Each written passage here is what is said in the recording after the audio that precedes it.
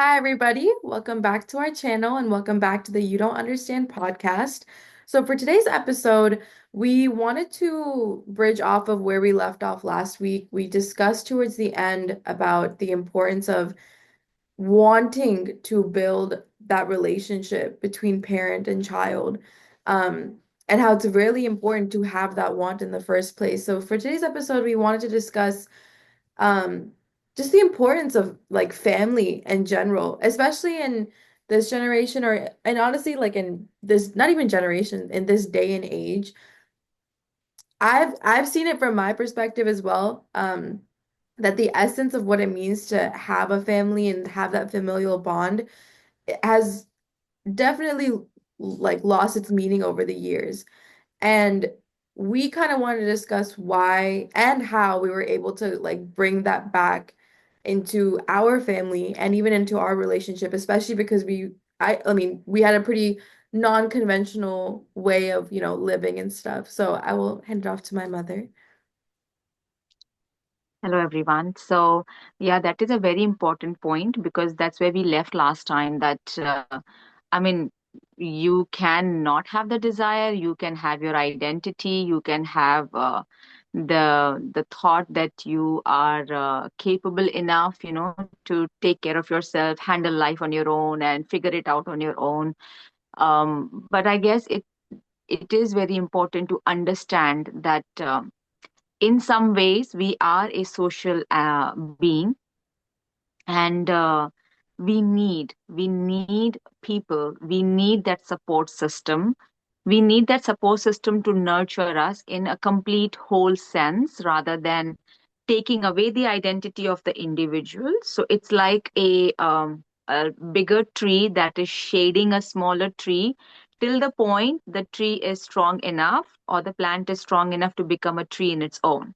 So till that point, um, so I guess, yeah, I mean, I would definitely like to talk about the parent side of it because, of course, I don't know how the children today are thinking, whether they value, they don't value, or why do they don't value a certain thing. But from the parents' perspective, and this is by and large, I'm not saying that there is certain pocket of parents or guardians where I feel that they are not living up to the expectation or the role of being a good parent. But I'm not considering that section of the society. I'm really talking on by large the parents who are really dedicated, who are looking forward to having a very well sound family and raising the next generation. That's the whole idea, that parents this is one point that I want to also highlight for parents who are listening to this podcast, that we are not just raising our child or my child. In a larger vision and perspective, we are raising the next generation, the future generation that will take care and take over what we leave behind once we have left this world. So as a parent, it is also a responsibility to keep that awareness in mind, that are we doing that job? Are we really doing justice by making sure that the next generation is ready and prepared to take over the legacy and do what is required, So, yes, in the small unit sense, every parent's life revolves around their children's safety, well-being. They want to provide everything that they can do for their children. And in the larger perspective, I think a sound, like a financially, physically, emotionally, the generation has to be sound enough so that they can carry forward the legacy, right?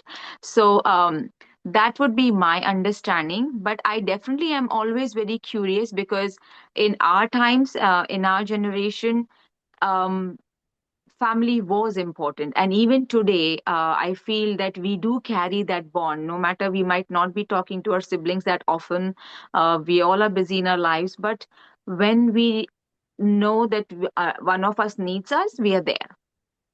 We have that bond between us.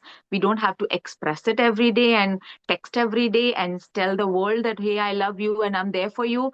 But in action, my family can depend on me and I can depend on my family when I know that I need them. I think that security somewhere at the back of my mind is like a moral support, moral pillar that whenever I look back, I know my family is standing there. And that gives me enough support to take care of whatever I need to do in my life, because I know there's a, uh, there's a whole family that's backing me up, and I know I can lean back on them whenever I need it. So I want to know how the generation today thinks, because I feel that um, with all the exposure and so much going on, like nonviolence, the society today with so much mental issues, so many things going on that that today's generation is exposed to. Um, what do today's generation think? Do they feel connected? They want to have the connection, or they feel that no, they're better off without it? I want to know your perspective as a younger generation. I definitely will say, it depends person to person, personality to personality. Um, I think the reason children struggle with having that sense of like familial belonging is because it is increasingly more popular to have that mindset of like, well, if it doesn't work, then it doesn't work, so it doesn't matter. And that's not a necessarily bad mindset to have because obviously, if it doesn't work and you don't want that, relationship or energy in your life, then you have every right to not have it in your life. That makes sense. But when it comes to like the issue is when that same mentality and that framework is put on to relationships in terms of like your family. And I just think there's so many things that are, I honestly think like as hearing the sentiment growing up from my friends, it was like there's so many issues in my life.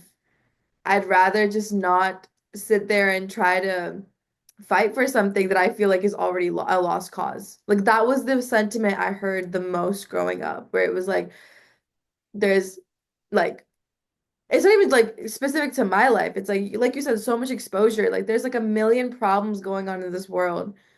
I'm not gonna fight for something that feels like it's not worth it. And I think it's very hard to explain to a child why family is worth it, right? Because like growing up, your understanding is a little bit limited. So what you see, what's tangible is what you understand the most. So when you're in a situation where like as a parent, like and I can like understand this and I can sympathize with it, but as a parent I can completely understand um why it would be hard to explain like family and the concept of it and the meaning behind it and the importance of it to a child growing up. But I feel like there has to be a way because when you don't have that, you don't have that understanding growing up, these relationships, and honestly, any type of relationship just seems so much more futile. It's like, oh, it doesn't even matter. It's not worth it. Why should I fight for anything? But if you go down with that mentality and you go deeper down the rabbit hole, then it's like, okay, well, then why am I doing anything? What is anything worth it? Like, it's like that mentality is a very slippery slope. And I think it does start with like the question to be asked is how do parents explain to children the importance of family and the importance of having these relationships, and how do children learn to understand what is worth and what isn't worth fighting for? So I wanted to ask you, how did you end up implementing that with me and Adi, my brother? Um, and also in a dynamic where, because like we obviously feel the same way about Dada too, but Dada didn't live with us. So like I wanted to ask you, like, how was it implementing that framework and perspective in our family when Dada doesn't live with us and it's just the three of us and like just how you went about it. I guess it all boils down to the communication, even though throughout the podcast, it almost seems like I didn't communicate at all, or I did not communicate in the right way to my children. But I think I did miss out some key points, which was my learning through the process. But the sense that I wanted to make sure that because we had a family dynamic which was not a normal family dynamic because Dada never stayed with us. He was always outside. So then I already very early on I knew that family means, because for me my own family is very important. I mean, no matter whatever goes on with, and you know how I mean, I come from a very disturbed family, right? My childhood is from a family, you know, and so growing up I always wanted to make sure, like I knew that no matter however my family is, it's still my family, I value it. So that comes from my own value system, thankfully. So I was very keen and making sure that I communicate to you guys. One is to respect. It is very important to have respect for each other. And even though Dada was not there, I always made sure that you and Adi understand the importance of his presence in our lives. He might not be there emotionally for you because he's physically not there, but that doesn't mean that he's not doing his job. He is doing the most important job of being the provider or the breadwinner of the family. And it is a very important job in today's world. All the luxuries that you're having or all the comforts that you're having, you can only thank him for that. Nobody, I mean, I cannot take that credit. I mean, I took charge of the fort in the other way, but he took charge of the fort in that sense. So I always made sure that you people are aware of his sacrifices, what he's going through as a person to give what he's able to give or provide you and Adi and me for that matter. So I made sure that we all have that understanding. At the same time, loving the children in some sense unconditionally, making sure, of course, I had, as a parent, I had my own moments where I felt that oh my god, like I have to uh I just wanted to, I think there's somebody here, so there's a disturbance. But anyway, so we'll carry forward. So I wanted to make sure that um I lost my thought now. But it's okay, that's fine. I will get back to it. So yes, unconditional love, you know. So I know that during the podcast you have said many times that I have probably been very strict with you, and so those were my insecurities. But at the same time, I still made sure that no matter whatever differences we were having, when it came to expressing my love in whatever capacity I could, I, in my thought, was very unconditional in that sense that I'm still loving you guys. I'm really coming from the space where I want you to see my genuineness. And I think maybe when you get a chance to speak about it, I would definitely want to know that throughout growing up, did you ever feel that okay, there is no point talking to her, or maybe she might not understand. But did you ever doubt that she doesn't love me? Mhm. Did you ever doubt that? I never doubted whether you loved me or not. That's for sure. But there were times where I was like, it's not worth it. It really isn't. Like, this is a lost cause. It's not going to get any better. Like, that is a sentiment I shared as well. And I think it's because the immigrant or the Indian style of raising children has a tendency to make a child feel very alienated, like unconsciously, just very alienated from the rest of the family or from the parent or from, whatever it is. And that's honestly how I felt. I felt very alienated. I felt isolated. I felt like no one understood me. No one understood what I was going through. And and I think the problem was exasperated even more because obviously we're you know, you guys are coming from India and then raising children over here. The culture is different. The way other people are raising their children here are completely different. And like I've talked about this before, like seeing how other parents treated their children, seeing how my parents treated me is two very, very different things. And I do think that this is a very common theme that I don't think any child thinks their parent doesn't love them unless, we are talking about the section of the population that truly, does not treat their children right. But for a normal, average, family, I do think children know that their parents love them. But it's the fact that they don't know who they are. Like, loving your child is not enough.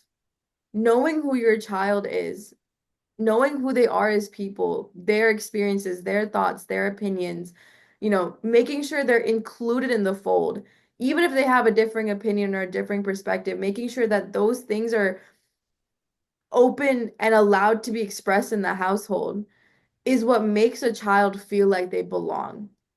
But the moment you shut those things down and are like, oh, well, that's not how we do things, or that's not how we think about things, or whatever it is, that's when your child is going to start to feel very alienated and is like, well, I don't want to say anything then. Clearly, I'm the only one that feels like this way. I'm just different than the rest of them. Like that you put that wall, like you're literally placing brick by brick that wall between you and your child.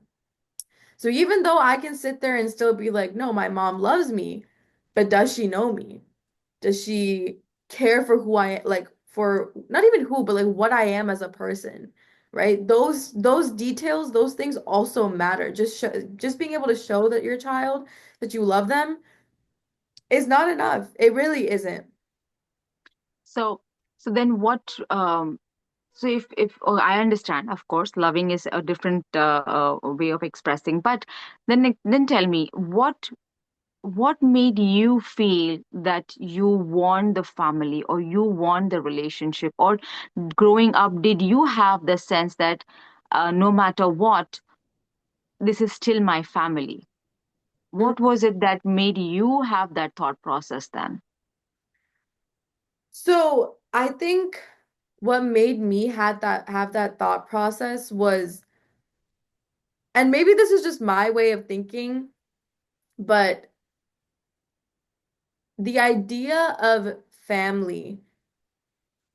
See, this is the dichotomy within Indian culture. On one hand, Indian culture has a tendency to wedge people away and make like, burn bridges and whatever, whatever. And on the other hand, Indian culture has the unique way of bringing everybody together because family is such an important thing in Indian culture. Like, come hell or high water, no matter what happens, you still have to stick it through with your family. It does not matter if you're fighting every day, you're arguing every day, you don't like them, you don't agree with them. That's still like your blood. That's still your family. So I'm not going to completely lie. That was definitely part of it. Another part of it, and this is something that I experienced with both you and Detta, was seeing that you guys kept trying. I didn't give up because I saw that you guys didn't give up. And that is honestly what kept me going too. Because if it's just me trying, then after the first three tries, I'm out. I'm calling it quits. I did my big one and I'm done, right? But because I saw you guys in your respective ways continue, no matter how many times our relationship fell, you continue to try to build it back up. That made me feel like, okay, well, if she can give in, she can sit here and still keep working, then the least I can do is still keep working. And it's because she is still family. She is still my mom. He is still my dad. He is still my brother. So I honestly think like when it comes to any parents and children seeing this, like actually specifically for the parents, I will say that you are probably going to have to give in a couple more times more than your child will.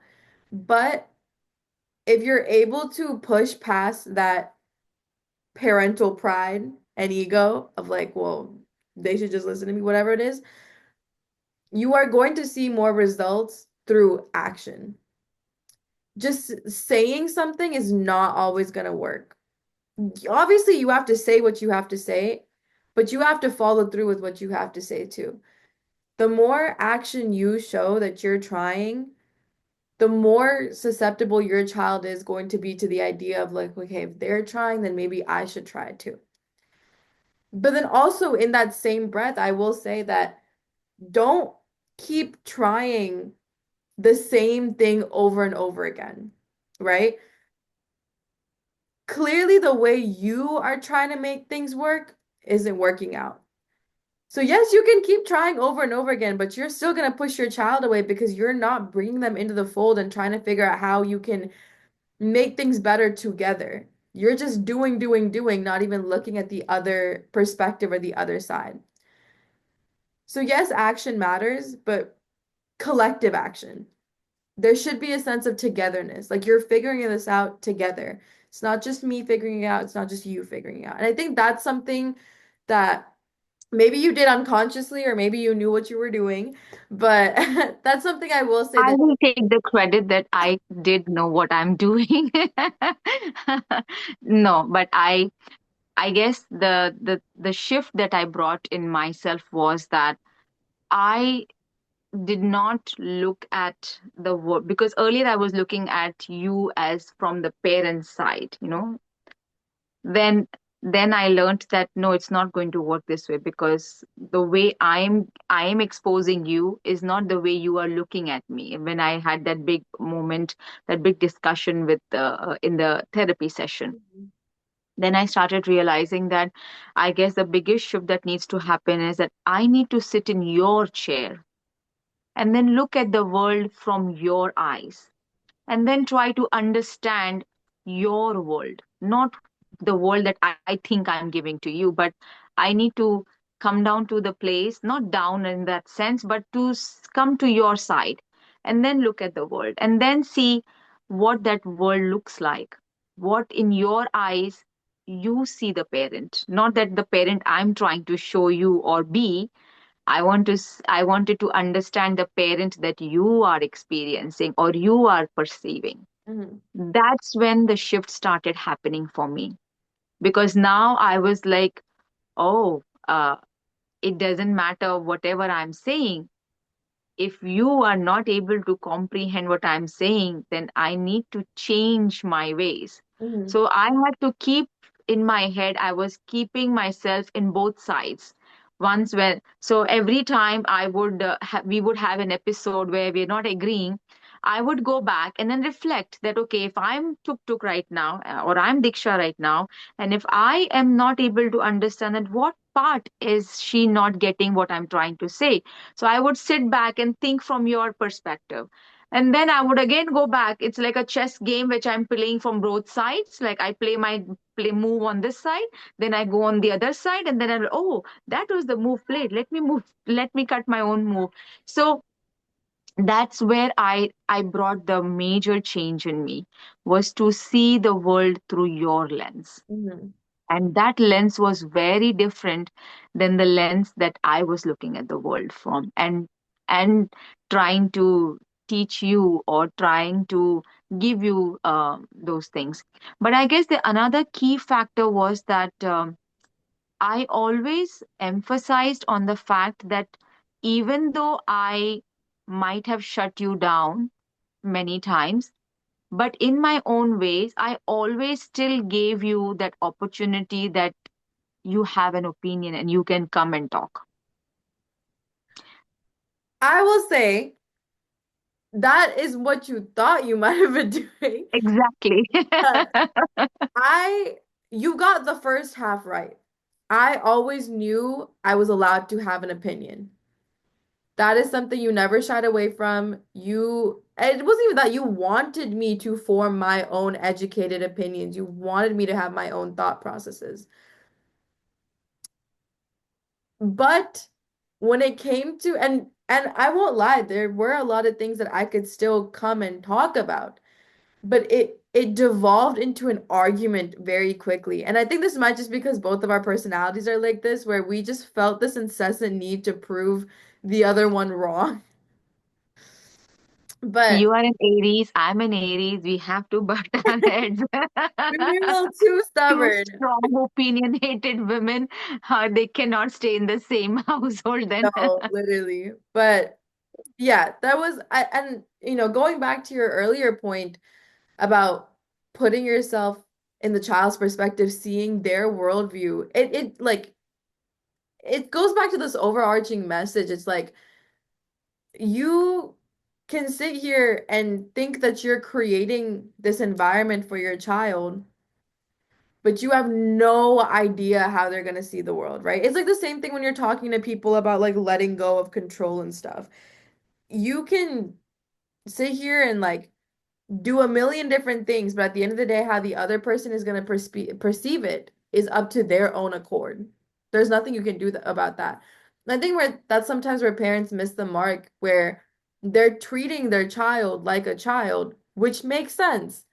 But you have to remember that you're dealing with another human being. You're not dealing with just your child. That in it of itself another human being. Um, and it's a conversation I had with Detta. I mean, maybe Detta might have done this unconsciously, but he was also really good at, letting or trying to understand where I was coming from. And there's more to me than just being Tuk your daughter or like, Diksha your daughter. There's a lot more going on. And I think parents forget that there's a whole world that you have no clue about.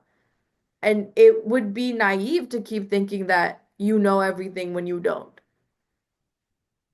I agree. This last statement that parents have this understanding that they know everything because they are the parent and they have the experience, but they don't know. And there is a large portion of today's children's world that they don't know, and that education to parents has to happen.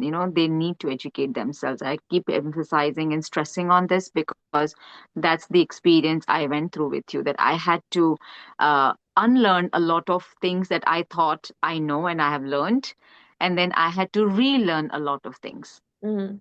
But I think that was the beauty of the relationship, the whole journey with you, that the unlearning and the learning process, because it did help me in many ways, of course, to better the relationship with you, but also as a person in today's generation, it helped me. It really helped me bring my own peace of mind.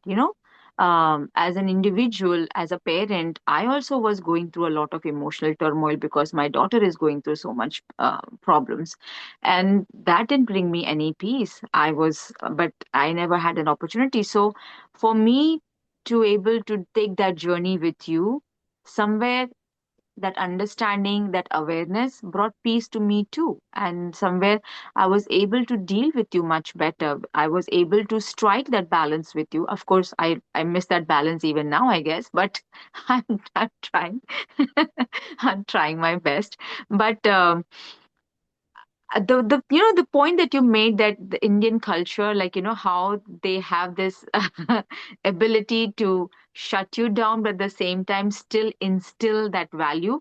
I guess that also comes from the fact that, at least my household I can talk about, that I always did not seclude ourselves like we are just a four people unit. We Mhm. just do everything together. And no, I always made sure that you are getting exposed to the culture of being as together, uh, through friends, through get togethers. We have these reunions every year that we have. I think that also instilled the bond of having a larger family, even though we are all very close friends for last 20, 21 years. And but that exposure, I think, did help you guys to understand that we are not just this small four people unit. There is a larger vision, larger perspective. Do you think that kind of exposure also helped you, or did you also feel that, me being me, how my spiritual journey I've been very open about it in the family. And I always, time to time, kept introducing, even though you might understand or not understand, but I kept speaking a lot of my spiritual awareness in bite sizes. And I don't know if that ever made any sense, or did that add to your sense of having that belonging to have a family and be together. Do you think that ever made any sense to you or no? I do think raising us in a community did help. Um, but I do think a lot of it was the spirituality aspect of it. I think the because from a very young age it was always like, our souls are connected. We're all meant to be in this family together for one purpose or another. And when you grow up with that way of thinking in terms of familial relationships, it's a lot easier to stomach that no matter what happens, us four are meant to be a family, or us four are meant to experience these things together. Um, because that's like just a belief system that is ingrained in you with all good intents and purposes from a very young age. So like it just becomes second nature to be like, yeah, no matter what, like I have to stick it out of like with these people, regardless of if I want to or not. So it is what it is. But I do think spirituality definitely had a huge factor into why me, and honestly, I could speak for Adi too, and he's the least spiritual out of all of us. Why the two of us, no matter what happened, we're very much, and are still are very much family oriented. So then it's the spirituality that I did right. You got the spirituality right. Certain times you messed that one up a little bit too, but when it mattered, you did your big one. No, I think definitely my spiritual experiences and how I have been very much open about it. Of course, it had its drawbacks, but at the same time, I had this very strong faith. And that also comes from the understanding and awareness of us as a being, why we are here, what is the purpose of life, and so I know that it was a very big thing for you guys to experience through me, and sometimes it had its own drawbacks. But the faith that I had was that in the larger perspective, you will get it eventually. You will get it, because I was very consistent and persistent about it. See, sometimes it's very important that parents also understand that if they are trying to really believe in something and they feel that that's the right thing to do, then they should be consistent and persistent about it. But of course, keeping in mind that the other person is also beginning to somewhere understand. It cannot be that they keep beating the child up and thinking, no, no, no, my beating is going to do the best to them. I'm not talking in that sense, but also making sure that with patience, lot of patience, really lot of patience, and children can test your patience. Oh my God. I mean, I don't know what you're talking about. I was an angel. Just saying. I You know what? Growing up, you were an angel. I cannot deny that. But once your teenage years hit, you sucked the life out of me, I guess. Literally, I was like, oh God, take my blood, just take my blood if that's what you want.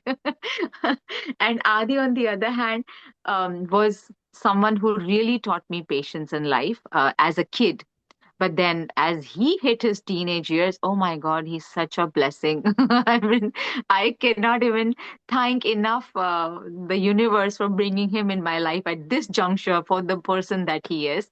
Of course, Dada, of course, is always there, my strongest pillar. I've always said that wherever I am in my life today, spiritually or in totality, I think a lot of it I would give the credit to him, because he always gave me that space to let me be. So, um, yeah, I mean, that is a good point to bring the spiritual aspect into our relationship, because I think in our household, that somewhere did play a very, very important role. And the credit goes to me for that. And I think I do feel that receptivity, you are the even though you don't believe, how every time you people would have some issue, and I would start saying something, and you're like, oh, there goes your life lesson, oh, there goes your life lesson, we don't need your life lesson. And I'm like, one day you're going to thank me for all these life lessons that I keep talking and keep talking. And I guess I do feel that that exposure was something that really had a turbulent time, but eventually it did try settle all of us down. Yeah. And that has brought us as a family unit where we are individuals in our own right. We understand and respect each other's space, but at the same time we are connected with a very strong thread. Mhm. And I guess that is what I feel that I managed to do. Did I manage to do? You're just glazing yourself. No, but I want everyone to understand that there is hope. Hope is very important. Hope is very, very important. You must have hope. You must have the belief that if you have hope, that it will work out. And then you put everything into action. And then, if you, as you said, brick by brick, you put the right action in place, it will work out. There is no reason for it to not work out. It will. And I guess parents and children in today's age, when everybody is so disconnected from each other, most of the times we fail to value the other person in our lives, and we have to express that how important they are, no matter however they are, whatever they are, wherever they are, it doesn't matter. But they are important, they are valuable. I guess that message always needs to be given in some way or the other. uh, that message that touches someone's heart and soul will always be above the differences that come in the relationship, which is normal, which is very normal. No relationship can be just a bed of roses, it has to have its own ups and downs. That's the whole part of it being a journey. It's a journey, and that journey has to go sometimes up, sometimes down. That can also be with acceptance that it's okay to have those turbulences, but in the end we should all be together. That's very important. I agree. I do think that would be a good place to stop for today. I think next week we can definitely delve more into spirituality and what it did for us as individuals, us, between me and you, us as an entire family. Um, but yeah, as always, please like, comment, share, subscribe. Let us know if there's any topics that you guys want us to talk about specifically. We hope you enjoyed today's podcast, and we hope to see you guys next week. Yeah, looking forward to meeting all you off again next week, and thank you so much for watching us, and I hope it helps someone or the other. Thank you.